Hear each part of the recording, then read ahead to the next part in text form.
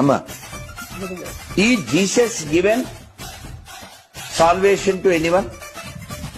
ఖచ్చితంగా యేసుక్రీస్తు ఇచ్చే రక్షణ సాల్వేషన్ గురించి బైబిల్ ఏం చెబుతుందో ఇక్కడ వివరంగా ఉంది.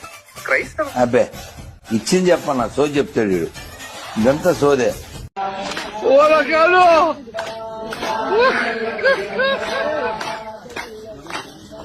హలో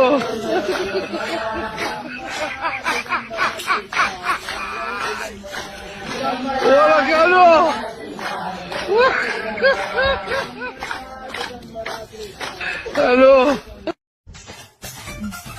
బా సోది విండు.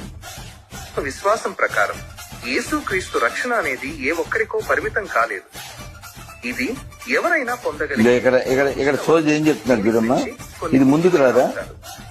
ఒకటి ఇంకా ఏం ఇచ్చాడు? చాలా మతాల్లో మోక్షం పొందాలంటే కఠినమైన నియమాలు పాటించాలి. కానీ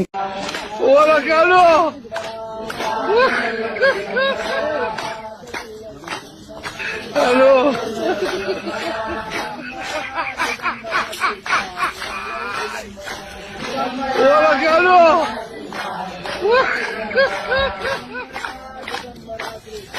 హలో క్రైస్తవం ప్రకారం రక్షణ అనేది మనం స్వశక్తితో సంపాదించుకునేది కాదు. ఈ దేవుడిచ్చే ఉచిత బహుమానం, గ్రేసు.